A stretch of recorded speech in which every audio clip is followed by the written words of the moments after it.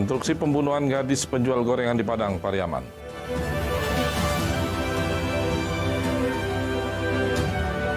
Warga Talang Padang Pagar Alam akhirnya menikmati listrik.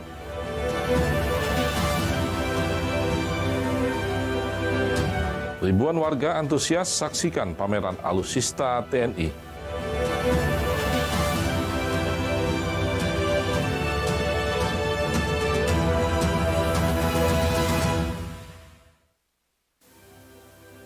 Selamat malam, selain 3 cuplikan berita utama tadi, sejumlah informasi penting lainnya telah disiapkan tim Anyus Sumsel edisi hari ini, Rabu 9 Oktober 2024. Saya Romi Afriansyah, inilah Anyus Sumsel selengkapnya untuk Anda.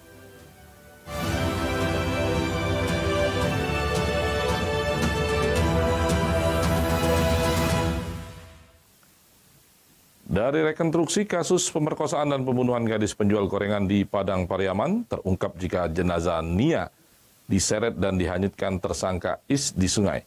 Lalu jenazah korban tanpa busana tersebut dikubur tersangka.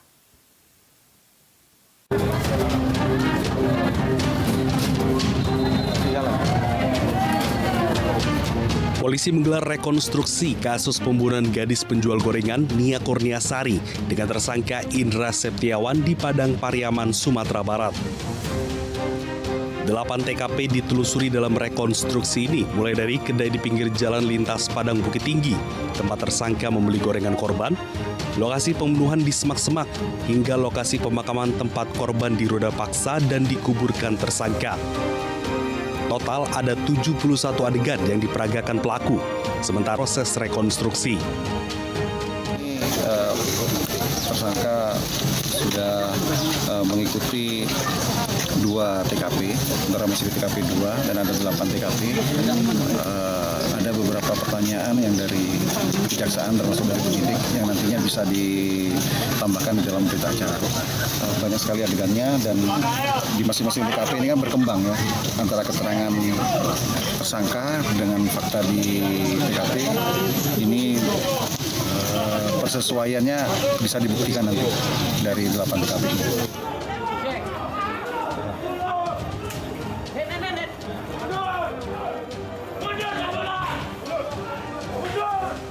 Sebelumnya polisi menangkap tersangka Indra Septiawan di atap loteng sebuah rumah kosong di daerah Padang Kabau, Kayu Tanam setelah 11 hari buron. Selain itu, polisi juga menetapkan tersangka lain berinisial MJ yang merupakan paman pelaku. MJ diduga ikut membantu Indra Septiawan bersembunyi usai melakukan aksi bejatnya kepada korban. Dari Padang Pariaman, Sumatera Barat, Eka Gus Priyadi, iNews melaporkan. Sementara itu, motif seorang ayah menjual bayi di Tangerang ternyata karena untuk berjudi online. Bayi kandung tersangka dijual seharga 15 juta rupiah.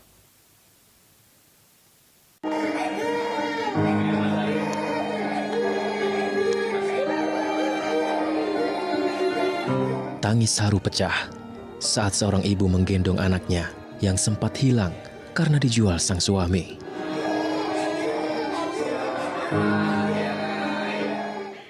Rusmala Dewi, ibu korban, panik dan kebingungan saat pulang ke rumahnya di Tangerang usai kerja memenuhi kebutuhan ekonomi keluarganya di Kalimantan. Pulang untuk membiayai sejumlah kebutuhan anak, Rusmala justru tak menemukan bayinya yang baru berusia 11 bulan dan mendapati sang suaminya malah tega menjual buah hati.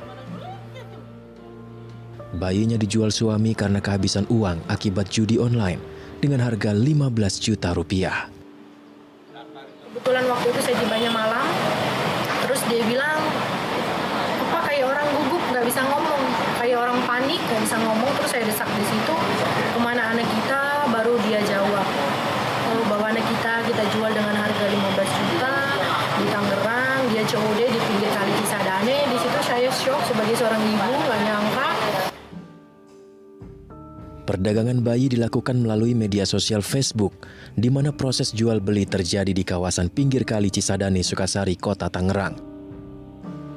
Selain pelaku RA, polisi juga menangkap 2 pelaku lain yakni HK dan MON yang diduga sebagai pembeli bayi tersebut, Ketiganya terancam 15 tahun penjara tentang perlindungan anak. Dari Tangerang, Banten, Hasnugara, iNews melaporkan. Pemirsa, seorang bocah siswa SD umur 10 tahun hanyut tenggelam di Sungai Musi, Palembang saat asik berenang dengan teman-temannya. Korban ditemukan petugas tim gabungan Basarnas. Keluarga korban menangis histeris meratapi kematian korban.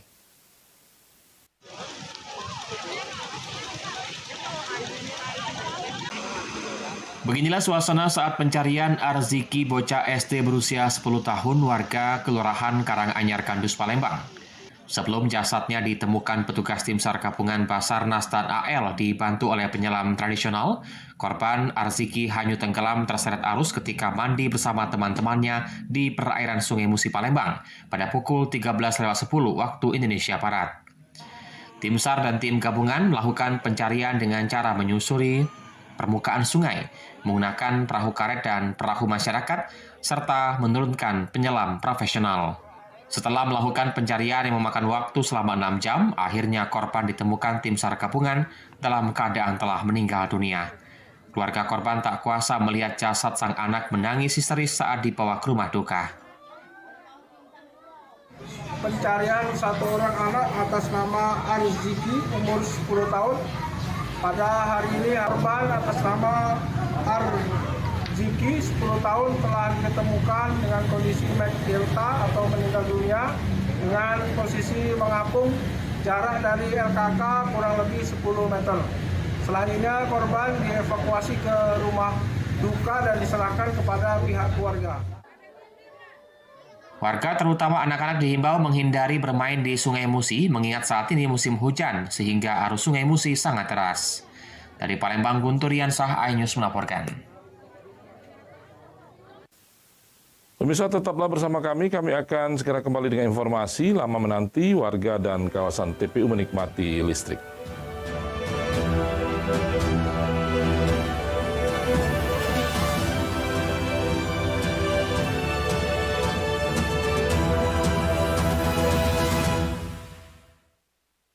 Temani weekendmu bersama program kuliner spesial. Kalaparan, eksplor gokil wisata kuliner. Tempat makan yang jarang terekspos. Food Diary, mengupas sejarah kuliner, hidangan viral dari Nusantara sampai mancanegara. Mantep banget, mantep banget. Saksikan kuliner spesial weekend, Sabtu dan Minggu, pukul 10 pagi di iNews.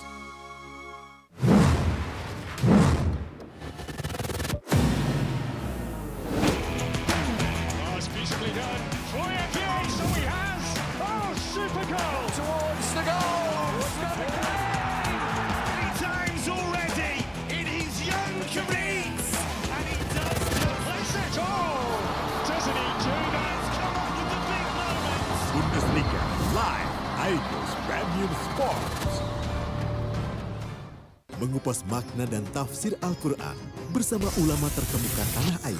Kaum min kaum khairun minal yadis sufla. Nggak bakal bisa dibayar oleh dunia dan seisinya. Jelas, lugas untuk kehidupan sehari-hari. Di antara yang merusak hati adalah buruk sangka. Wa aqimus shalah wa atuz zakah. Itu pun sejajar dengan jihad fisabilillah. Cahaya Hati Indonesia, Sabtu dan Minggu pukul 12 siang di iNews.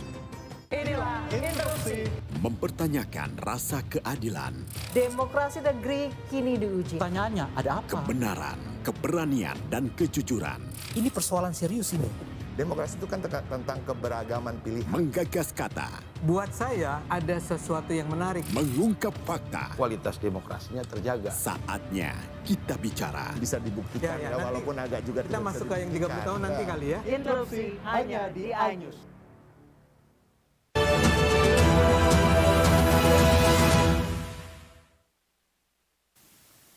Pemirsa, pemerintah Kota Pagar Alam melalui Dinas Pekerjaan Umum dan Tata Ruang Bidang Cipta Karya melakukan pemasangan saluran listrik di kawasan pemukiman warga dan tempat pemakaman umum.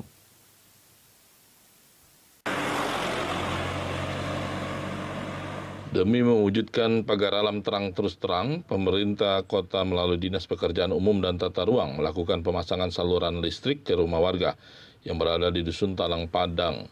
Selain itu dilakukan juga pemasangan penerangan lampu jalan yang menuju kawasan tempat pemakaman umum yang ada di Simpang Padang Karet, Kota Pagar Alam.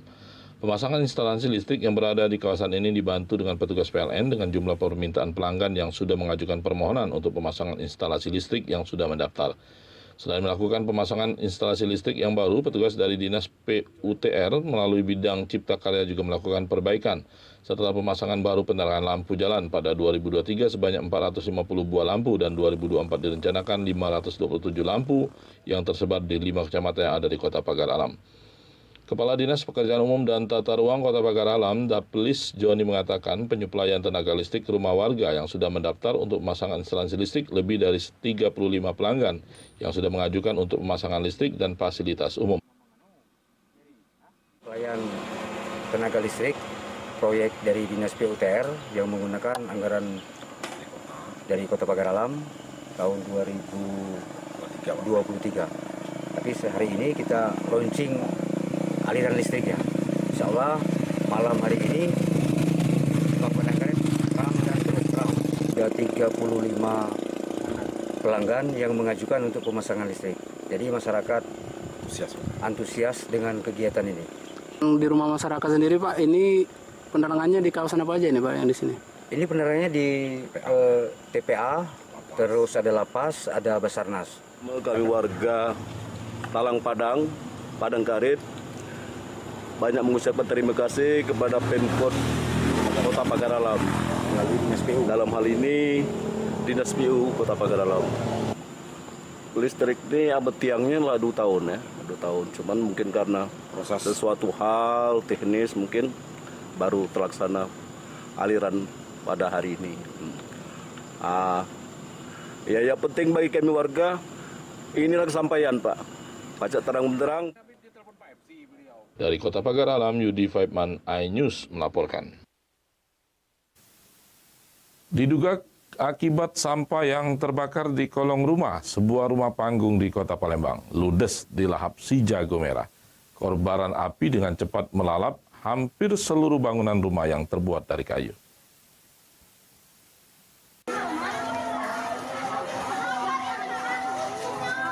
Kobaran api membakar satu unit rumah di lorong terusan laut Kelurahan 13 Ilir, Kecamatan Ilir Timur 1, Kota Palembang. Api dengan cepat membakar bagian belakang bangunan rumah yang terbuat dari bahan kayu. Petugas pemadam kebakaran berjibaku berusaha memadamkan api yang hampir saja merambat ke rumah lain. Lantaran rumah yang terbakar berada di gang sempit di kawasan padat penduduk. Warga yang panik mengevakuasi pakaian dan barang yang bisa diselamatkan ke lokasi yang lebih aman. Saksi mata mengatakan api berasal dari rumah panggung yang terbakar. Diduga api berasal dari tumpukan sampah yang berada di bawah rumah. Bukan saya itu ada sengaja dibakar, aku memang dapat ide mati, dapat kok Api itu dari bawah rumah berarti ya? Oh, ini yang terbakar rumah penghuninya kemana ya? Selang 1,5 jam kemudian, api baru berhasil dipadamkan oleh petugas damkar yang mengerahkan 8 unit mobil pemadam kebakaran. Rumah yang terbakar dalam kondisi kosong ditinggal penghuninya. Dari Palembang, Guntur Riansah, iNews melaporkan.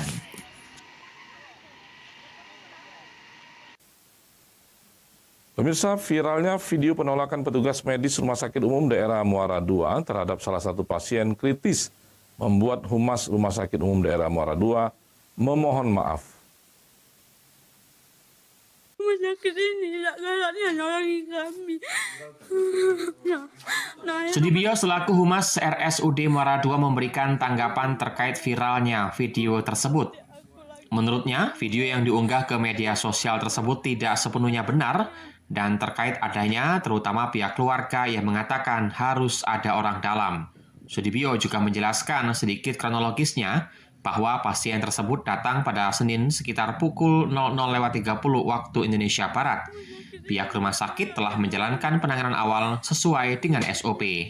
Selain itu pula, dirinya mengklaim bahwa kedatangan pasien pada tengah malam tersebut tak lama setelahnya pasien langsung masuk ke ruang instalasi gawat darurat dan langsung dilakukan pelayanan pemeriksaan dan juga dilakukan rujukan sistem SIS-rute termasuk memasang infus. Namun setelah dilakukan pemeriksaan oleh petugas rumah sakit, pasien harus dilakukan rujukan dengan sistem SIS-rute atau sistem rujukan terintegrasi, sehingga pihak keluarga harus menunggu dan melengkapi persyaratan. Namun pihak keluarga menolak dan pergi. Diedukasi karena sudah dilakukan pemeriksaan, kemudian pihak korban atau pihak keluarga pasien menolak untuk dilakukan diedukasi tadi, mau dirujuk. Pasien kalau mau dirujuk harus melakukan secara proses dengan SIS-rute. Tapi SIS-rute tersebut perlu waktu karena terutama ini waktunya kan malam hari. Pasca viralnya video bocah kritis, Bupati Oku Selatan mencopot Direktur RSUD Muara II, Dr. Erik Destiano. Dari Ogan Komering Ulu Selatan, Teddy Hendrawan, iNews melaporkan.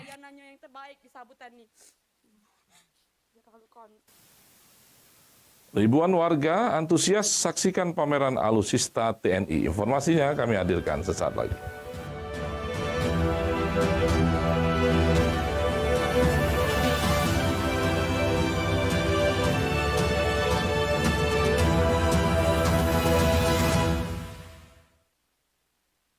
The Great Prime Time. Upaya saya untuk melacak TKP. Saya harus katakan ini yang pertama dan eksklusif. Bersama saya, Abraham Silaban. AB Plus. Hasilnya nanti akan berbeda. Tidak mungkin. Tidak mengetahui sama sekali. Saya Aiman Wicaksono. Inilah. Rakyat bersuara. Orang berat api. Satu dari sekian, pokoknya ada orang juga The mendengar Prime bahwa Show. Apakah yang interupsi? Saya Anissa Dasmi. Dan saya Aryo. Interupsi. Only on iNews. Tahapan Pilkada 2024.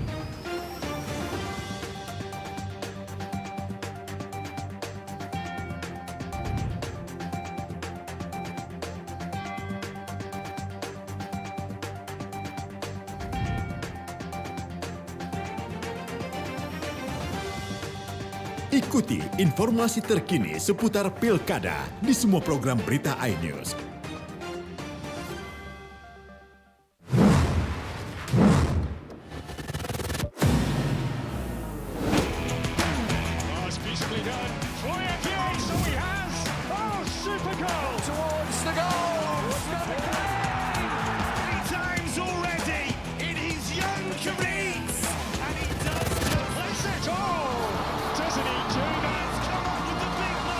Bundesliga live iNews Premium Sports.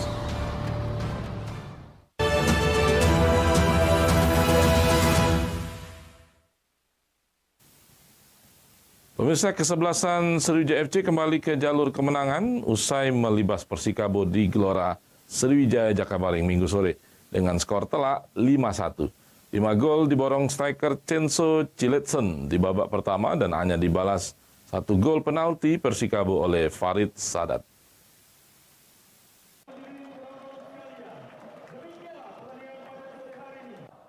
Pergantian pelatih di pekan kelima Liga 2 Indonesia berdampak positif usai Sriwijaya FC meraih kemenangan perdana musim ini saat menjamu Persikabo dengan skor 5-1. Kemenangan ini disambut meriah sekitar 4.000 supporter yang hadir di Stadion Gelora Sriwijaya Jakabaring Palembang. Nama Henry Susilo bergema di dalam stadion sebagai apresiasi atas kemenangan ini. Usai pertandingan, pelatih Sriwijaya FC Henry Susilo menolak kemenangan ini semata-mata berkat kehadirannya, melainkan seluruh unsur tim, mulai asisten, manajemen, dan supporter.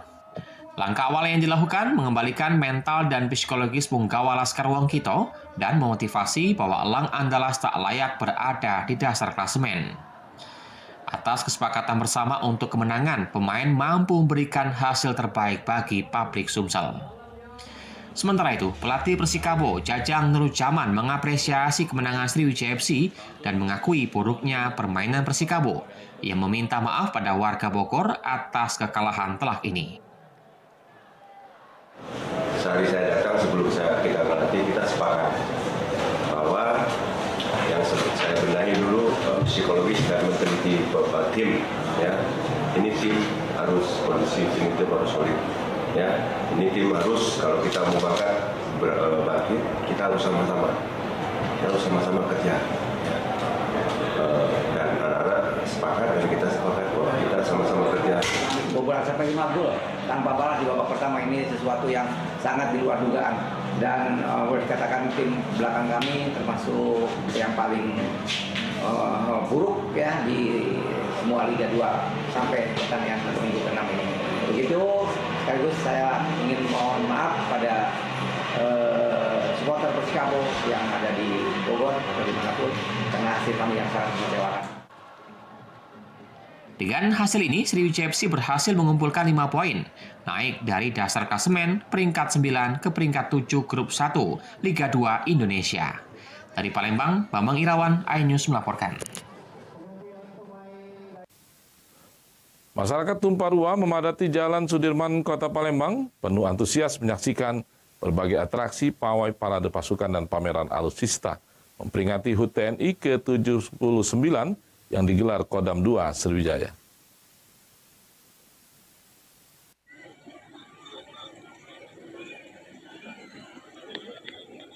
HUT TNI ke-79 Kodam 2 Sriwijaya sangat ditunggu oleh masyarakat khususnya di Kota Palembang yang ingin melihat secara langsung saat melakukan parade pawai dari berbagai unsur pasukan TNI dan alutsista.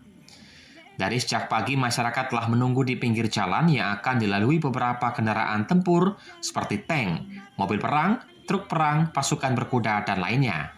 Warga bernama Faisal sambil menggendong putrinya menuturkan bersama istri dan kedua anaknya sengaja datang dari jam 8 pagi untuk melihat sekaligus memperkenalkan ke anak peralatan perang alutsista di HUT TNI ini.